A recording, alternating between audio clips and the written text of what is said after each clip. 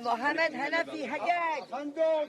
Christiane Desroches-Noblecourt, 1,55 m, une géante de l'égyptologie. Depuis 70 ans, elle parcourt la vallée du Nil et rétablit pour le profane le panthéon de l'Égypte ancienne. D'autre part, est-ce que vous avez découvert d'autres rapprochements possibles entre la spiritualité égyptienne, pharaonique, et l'esprit du christianisme? Alors là, les rapprochements sont constants. Constants, faciles, quelquefois trop faciles, il faut se méfier, mais il y a énormément de rapprochements. Il faudrait reprendre tout le sujet, et on en trouverait encore d'autres. Il est vrai qu'un des points communs que l'on peut trouver entre le christianisme et l'Égypte ancienne, c'est justement ce phénomène de la résurrection. C'est la résurrection. L'idée qu'un mort n'est pas mort définitivement, mais Exactement. que pourvu qu'il ait certains soins, certains Ça a été édulcoré par la religion chrétienne, parce qu'on a fait intervenir la foi. Dans l'Égypte ancienne, c'est beaucoup plus cru. Rencontre en 2007 entre Pascal Vernus et Christiane Desroches-Noblecourt. Ce soir, les prolongements de la civilisation pharaonique. Madame Noblecourt, dans votre beau livre « Le fabuleux héritage de l'Égypte ancienne », paru aux éditions Télémaque, vous avez montré comment la civilisation de l'Égypte pharaonique avait des prolongements dans notre propre civilisation.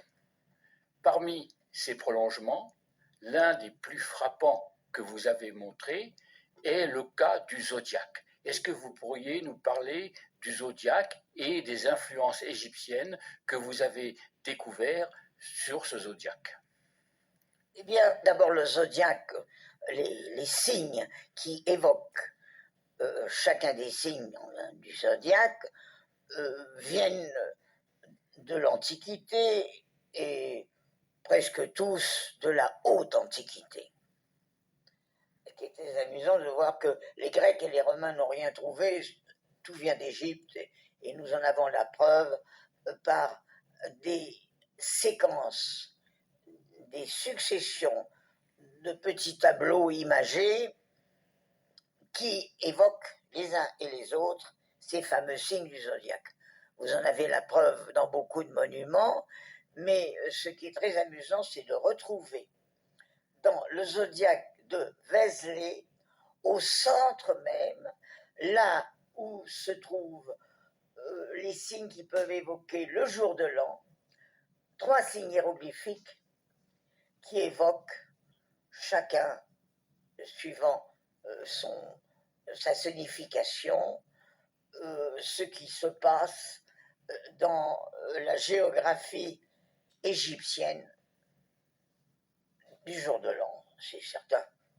Vous les avez la plupart du temps représentés dans les zodiaques. Je ne sais pas si vous en avez ici des représentations. Dans votre beau livre, ils sont représentés en gros plan. Alors ces 3 signes, je vais les décrire pour les auditeurs. Le premier signe représente un chien courbé sur lui-même. Alors ce chien, c'est le petit chien de Sotis qui va annoncer l'inondation. L'étoile Sotis qui est dans le ciel et qui va réapparaître au moment de l'inondation. Le second signe représente un corps momifié courbé en deux, la tête rejoignant les pieds. Oui, entre la vie et la mort. C'est l'évocation d'une éventuelle résurrection. Et il y a un parallèle dans l'Égypte ancienne alors? Oui, le parallèle est directement retrouvé sur des représentations que l'on appelle astronomiques, mais qui pourraient figurer dans d'autres représentations du ciel égyptien qui ne soient pas typiquement astronomiques. On le retrouve dans la vallée des rois, je crois. On l'a retrouvé, vous en avez des représentations ici, où on voit un personnage qui met ses pieds sur sa tête. Et ce sont les mêmes représentations que vous retrouvez dans la vie journalière des Égyptiens qui veulent évoquer des événements qui se passaient dans le ciel. On la trouve dans la tombe de Ramsès VI, si je me souviens naturellement. Bien, dans la dernière heure de la nuit. C'est là où les scribes ont donné le meilleur d'eux-mêmes. Très bien. Alors maintenant, le troisième signe représente une sorte de sirène. Oui, c'est normal. c'est la conclusion de l'inondation. L'eau va revenir avec la déesse. Donc, si l'on fait la synthèse, ces 3 signes représentent la nouvelle année, si je comprends. La nouvelle année. Du reste, vous les trouvez au milieu du zodiaque, au centre même, à Vézelay. Donc, le chien, c'est la canicule, hein, Oui, on en avait parlé dans les entretiens La précédents. momie courbée, c'est le corps d'Osiris qui va renaître, et la sirène qui amène le retour de la déesse. Donc, nous avons un cas absolument extraordinaire. Oh, c'est extraordinaire. Et ça se retrouve à Vézelay. Enfin, c'est invraisemblable de penser que ça retrouve chez nous. Un prolongement inattendu de la civilisation pharaonique. Je me demande si c'est inattendu. Ah, vous pensez que la civilisation pharaonique... Il y en avait d'autres qu'on bon. n'a pas compris, qui ont été démolis, mais... Vous pensez qu'il y a eu une influence... L'art roman était héritier par des pèlerins, des voyageurs, d'images qui venaient directement du Proche-Orient. Ça, j'en suis sûr. Et donc, ils ont véhiculé jusqu'en Oui, c'est Occident. eux qui ont véhiculé ça. Mais on voyageait beaucoup dans l'Antiquité. Et vous aviez des pèlerins qui voyageaient et qui arrivaient en Égypte bien avant l'époque romane. Et quand ils arrivaient dans les régions plus tempérées, j'allais dire égyptiennes, eh bien, ils ressemaient le grain égyptien partout où ils pouvaient passer. Qu'ils comprenaient bien ou pas bien. Très souvent, on voit qu'il y a des symboles qui sont mal interprétés. Mais la plupart du temps, ils comprenaient encore. Suivant la qualité intellectuelle des pèlerins qui les véhiculaient. C'est ça l'importance. Donc on peut donc parler de fabuleux héritage. Mais justement, vous venez de nous parler des pèlerins qui se rendaient en Égypte. Ah ben oui. S'ils se rendaient en Égypte, c'est qu'il y avait une raison. Cette raison, c'est peut-être cette tradition très largement répandue. Le pays de la vérité. D'abord, mais aussi une tradition plus proche du Nouveau Testament. Il y a toute une tradition qui raconte que la Sainte Famille aurait voyagé en Égypte. Ah oui, ça. Il le prétendait et il le prônait. Tout le monde ne le prenait pas au sérieux. Et pourtant, la Sainte Famille a dû passer en Égypte. C'est certain. À mon avis, c'est certain. Il faudrait évidemment poursuivre l'enquête, amener toutes les preuves que l'on subodore. Mais la Sainte Famille est passée en Égypte, sans aucun doute. Elle n'aurait pas été aussi bien éclairée. Et donc, en Égypte, cette tradition était matérialisée par des lieux de culte où les pèlerins allaient se rendre. Par exemple, l'arbre de la Vierge à Mataria. Exactement. Ils sont allés jusqu'en Moyenne-Égypte. Et il y a même une série d'églises qui semblent avoir été fondées par des moines qui auraient essayé d'exalter les endroits où Jésus s'était arrêté. Et il y a même un moine allemand qui a fait toute une thèse sur le voyage de ces pèlerins qui se sont arrêtés en Moyenne-Égypte et le nombre d'églises consacrées au voyage. Il y en a eu. Alors, est-ce qu'il n'y a pas d'autres secteurs qui ont pu donner à croire qu'il y avait un lien entre l'Égypte pharaonique et le christianisme? Par exemple, Isis. Est-ce que Isis n'a pas pu, dans une certaine mesure, inspirer le personnage de Marie? La légende d'Osiris a dû inspirer la légende de Marie. On n'en a pas la preuve. Mais on le sent. En lisant ces légendes, on sent, on subodore un personnage qui est derrière, mais qui ne se révèle pas. Mais à mon avis, c'est certain. Mais dans quelle mesure? Comment? Quels sont les points de contact entre le christianisme et la légende osirienne de manière plus précise? Est-ce que c'est Marie en tant que mère? Le dévouement de Marie. Marie, mère, Marie dévouée au Christ, dévouée à son fils, mais dévouée à l'entité masculine qui devait subsister de la légende osirienne. Oui, parce qu'il faut rappeler donc aux auditeurs que dans la légende osirienne, il y a un long épisode très populaire dans lequel la déesse Isis, grosse des œuvres d'Osiris qui est mort, élève son fils qui va naître et le protège contre tous les ennemis. C'est ça que vous pensez qui a pu inspirer le rapprochement avec Marie. C'est certain, c'est certain. Il y a même une légende médiévale où il est question que la Vierge cache l'enfant Jésus dans des buissons, Surgère l'a évoqué. C'est certain, c'est certain. Oui, parce qu'il faut rappeler aux auditeurs que dans les mythes égyptiens, la déesse Isis cache le jeune Horus. Elle le cache dans les buissons. Et pourquoi le cache-t-elle? Elle est obligée de le défendre des attaques du malin. Oui, parce qu'il faut rappeler ce qui s'est passé. Osiris a été tué par Seth qui voulait prendre sa place. Et donc, Osiris est mort, mais Seth apprend qu'il y a un héritier. Et donc, cet héritier peut lui contester la place d'Osiris qu'il a usurpée. Exactement. Par conséquent, qu'est-ce qui va se passer? Isis est presque condamnée à défendre son fils toute sa vie. Et alors, où se passent les épisodes montrant Isis cachant Osiris? C'est dans quelle région d'Égypte qu'elle le cache? On ne sait pas trop, on dit les marécages. Et alors, ils se situaient où, ces marécages? Je ne sais pas. Ils ne se situaient pas plutôt dans le nord de l'Égypte, dans le delta autour de Kémis? On l'a cru, mais on ne le sait pas trop. Enfin, ça ne doit pas être dans le sud, ça doit être dans le nord. Mais tout ce qu'on peut dire, c'est qu'elle le cache dans les marécages. Et toutes ces zones aquatiques ne sont pas des zones désertiques. Voilà, c'est tout ce qu'on peut dire. D'autre part, est-ce que vous avez découvert d'autres rapprochements possibles entre la spiritualité égyptienne, pharaonique, et l'esprit du christianisme? Alors là, les rapprochements sont constants.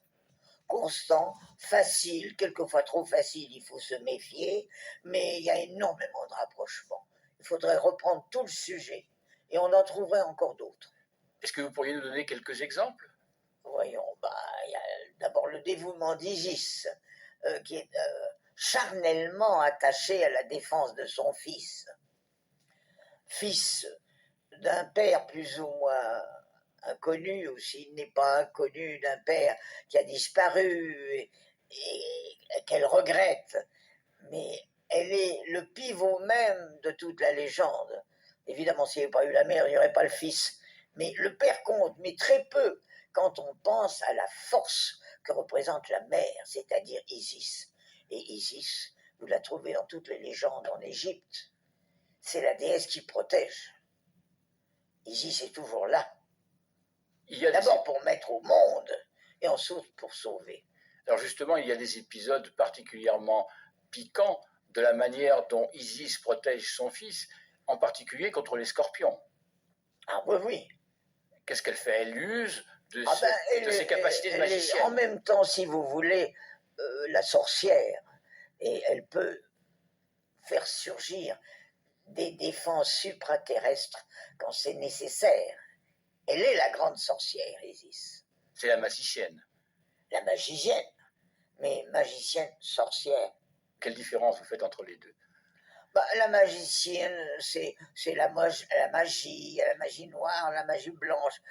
La sorcière, c'est celle qui peut tout faire. Et elle peut utiliser tous les moyens pour sauver son fils. Donc, elle domine toutes les forces possibles, Isis. Elle les fabrique même. Elle se domine elle-même, elle se dépasse elle-même.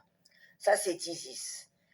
C'est dans le fond l'image de la mère qui ferait tout pour arriver à sauver son enfant. Et elle y arrive. C'est très édulcoré dans j'allais dire la légende du Christ, ce que vous voulez, la Vierge Marie qui avec Saint Jean pleure le Christ, c'est rien du tout en comparaison de ce qu'a fait Isis qui, elle, a ressuscité. Les légendes égyptiennes sont beaucoup plus fortes. C'est poignant, cette légende. La mère a ressuscité. Dans la légende chrétienne, elle a ressuscité l'image de son fils. Mais matériellement, c'est dans l'Égypte que le Horus a été sauvé.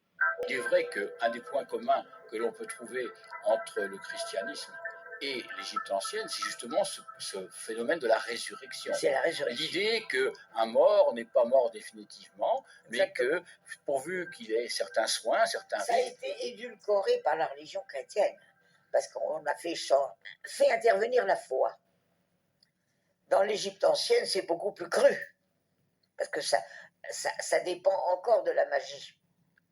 mais alors vous pensez qu'on peut parler vraiment d'influence, c'est-à-dire que le concept de résurrection a Ça a véritablement... été plus ou moins édulcoré, c'est normal.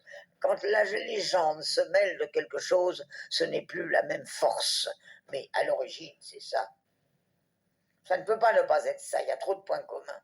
Donc le christianisme plongerait certaines de ses racines dans le passé pharaonique. Mais oui, c'est certain. Transformer ces Saint-Sept. La passion du Christ, c'est pas tout à fait la passion d'Osiris, mais on retrouve tous les points communs. Le Dieu qui souffre, Mais oui, tout, mais c'est transformé. Ça a été transformé par la légende et par l'Église aussi. oui, parce que Tu mis du côté de la religion. Parce que d'un autre côté, d'un point de vue historique, il faut regarder aussi les faits. La civilisation pharaonique, elle est morte à cause du christianisme. Bah tiens. Puisque ce qui a tué la civilisation pharaonique, c'est l'édit de Théodose, qui, à la fin du IVe siècle de notre ère, a décidé de fermer les temples païens. Et dans les temples païens, il y avait les temples pharaoniques. Exactement. Alors à ce moment-là, on supprime la source. On supprime l'origine. Et on retombe sur les curés. Mais il y a le christianisme. Il y a quand même un endroit où le paganisme égyptien a survécu un siècle de plus, c'est Philae, que vous connaissez bien. Ah bah oui, il a survécu même un siècle et demi de plus. Ah oui, c'est certain. À cause de qui? Des prêtres d'Isis. Et puis des peuplades nubiennes qui s'étaient christianisées. Ils étaient christianisés suivant la mode chrétienne, déjà, pré-chrétienne. Les Nubiens étaient des fervents d'Osiris et d'Isis avant la lettre. Les Nubiens étaient très intéressants. Et les reliques de Philae ne sont pas toutes ouvertes, ni étudiées. On en retrouvera.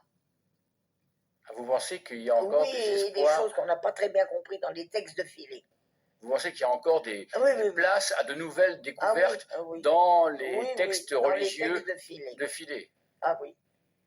Mais il faut beaucoup de patience. Il faut vraiment une patience de moine.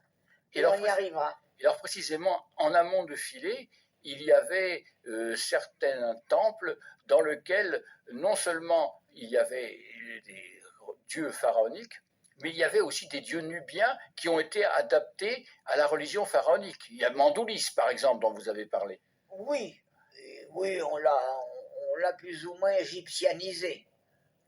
Il s'appelait Mererourou, Mandoulis. Et on le retrouve dans ces temples nubiens? On le retrouve, il est affilé. Quelle forme a-t-il? On lui donne une forme humaine. Il a une forme humaine, Mandoulis. Et il s'écrit Mererou. C'est curieux comme nom. Non, je crois que l'explication est connue, c'est parce que le son que l'on note R en égyptien, pour les Nubiens, ça correspondait souvent à D, à D. Et L aussi. Ah oui, c'est certain. Mais Mandoulis est une des dernières projections qui se trouve à Philae. Alors on continue avec les prolongements de l'Égypte pharaonique dans notre monde, à nous, occidentaux. Il y a quelque chose d'inattendu, c'est que dans notre vocabulaire que nous utilisons, il y a un certain nombre de mots dont l'origine est égyptienne. Est-ce que vous pourriez nous en énumérer quelques-uns? De mots égyptiens qui sont passés dans notre langue à nous et que nous utilisons couramment, mais dont l'étymologie est la langue égyptienne. On va prendre l'exemple le plus connu, le mot papier par exemple. Ah oui, papyrus. Vous pouvez donner l'explication? Papera, on ne peut pas trouver une autre explication. Donc, le mot papier. La chose du pera, c'est-à-dire du pharaon. Du pharaon. Donc, notre mot papier, comme le mot papyrus, viennent tous deux d'un mot égyptien, pa-en-pera, qui signifiait la chose du pharaon. Pourquoi? Parce que le papyrus était un monopole. Oui, c'était le monopole royal. Oui, il n'y a pas de doute. Il y a d'autres mots comme ça, pas énormément, mais il y en a. Alors on peut les énumérer parce que c'est curieux. Il y a le mot gomme, par exemple. Ah, gummi, oui. Il y en a un qui est très curieux parce que c'est un mot que nous utilisons en français et il mêle à la fois un élément arabe et un élément de l'Égypte ancienne. C'est le mot alchimie. Ah, ça c'est drôle, c'est très amusant. Alchimie. Chimie, c'est l'Égypte. Et al, c'est l'article. Ça a donné alchimie, l'alchimie. C'est assez amusant. Madame de Blecourt, n'y a-t-il pas deux prénoms qui sont portés encore à notre époque et dont l'étymologie est une étymologie égyptienne? Vous pouvez commencer par Onofrius, parce qu'il était utilisé au-delà du Moyen-Âge. Onofrius vient de Ounen-Néfer, c'est presque calqué, ce qui veut dire Ounen, celui qui est perpétuellement, Néfer, vivant. C'était l'épithète que l'on donnait à Osiris. Donc Ounen-Néfer, Onofrius. Et Onofrius a été employé au Moyen-Âge. Oh, mais c'est encore employé, Onufre, et puis en Italie, il y a la fameuse église San Onofrio. Saint Onofrius. Alors, il y a aussi, Pacôme, on m'a dit que Pacôme était d'étymologie égyptienne. Pachem, c'est-à-dire le faucon. Mais il y a un mot, certainement, dans lequel on peut retrouver un nom égyptien, c'est Ophis. Il n'y a aucun doute. Parce que les Ophidiens, c'est tout ce qui est serpent. Et donc, Dieu sait s'il y en a en Égypte. Madame de Blecourt, est-ce que vous pourriez, en quelques mots, nous définir d'une manière très générale ce qui est le fabuleux héritage de l'Égypte pharaonique? Vous définir l'héritage de l'Égypte pharaonique. C'est d'abord un héritage physique. Les Égyptiens et les petits Gaulois ont toujours apparu à l'esprit de certains chercheurs comme ayant des origines non pas semblables, mais voisines.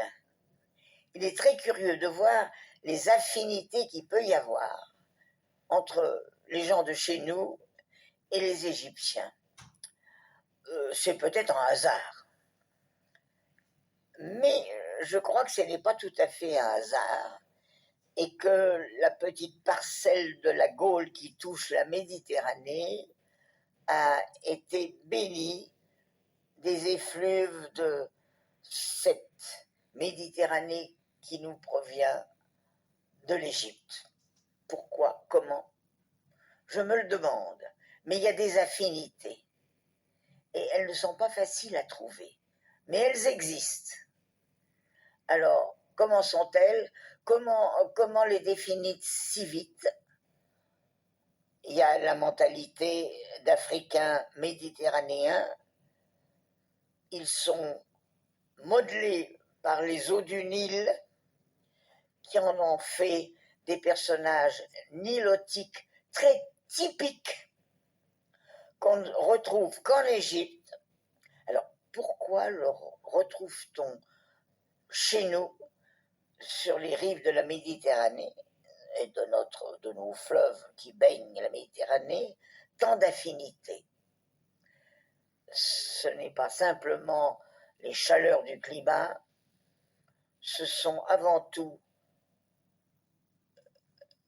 des affinités de voyageurs. Est-ce que c'est par les Phéniciens? Je me le demande. Mais ça n'est pas venu tout seul. Ce sont des peuples qui ont voyagé. Et parmi ceux qui ont voyagé le plus et qui ont pu aborder Massilia, qui est devenue Marseille, peut-être, ce sont ceux-là qui ont apporté le peu qu'ils avaient prélevé de l'Égypte. Voilà ce que je peux vous dire. Parmi tous les chefs-d'œuvre que nous a légués le passé pharaonique, quel est celui qui, pour vous, compte le plus? Parmi tous les trésors, Tous les trésors, Tous toutes les les chefs-d'œuvre. œuvres, tous les temples, qu'est-ce que vous préférez? les yeux du scribe accroupi.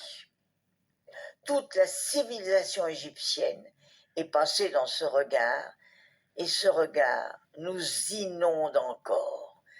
Il suffit avant tout de le capter, de le regarder, de l'utiliser au maximum et de le garder dans son cœur.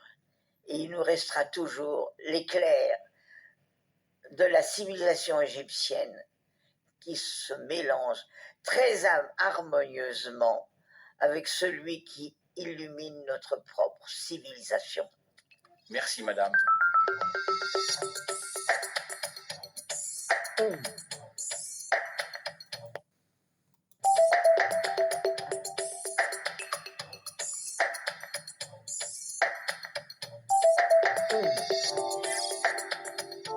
Fin de cette rencontre en 2007 entre Pascal Vernus et Christiane Desroches Noblecourt.